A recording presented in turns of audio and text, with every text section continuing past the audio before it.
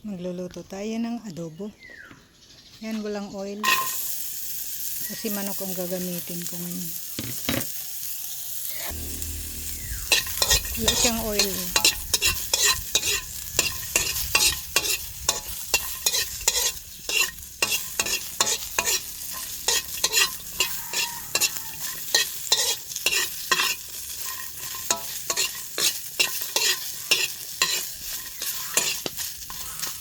Panuhin lang natin ang ibang kulay niya.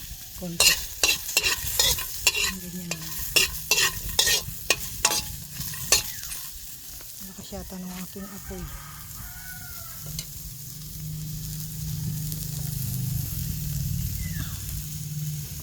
Yung aming panggatong, wala kaming pambili pa ng gas. Ito yung aking manok. Nilagyan ko na ng suka, toyo, and paminta. Ituin ko pa namin yung loyal. So, kaya lagyan ko na lang ng 5 spice.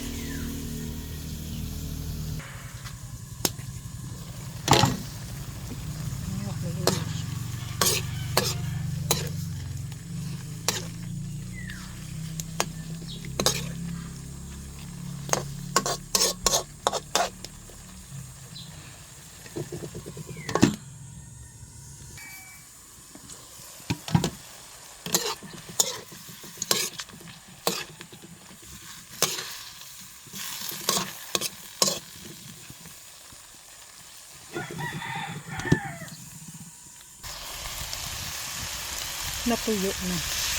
Lagyan ko siya ng mainit na tubig.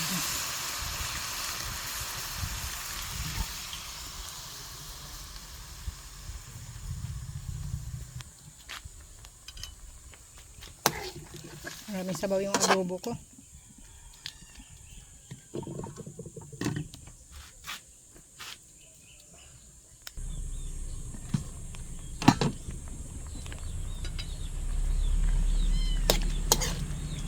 Ilalagay ko na guys yung okra. Lagyan ko ng okra ito.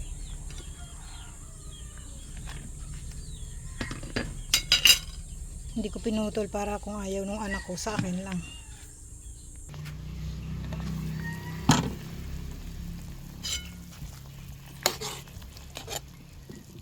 Antayin ko na lang na maluto itong okra.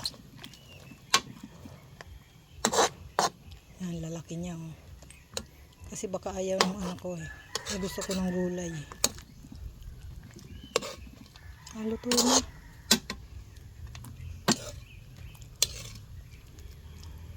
Luto na pala siya.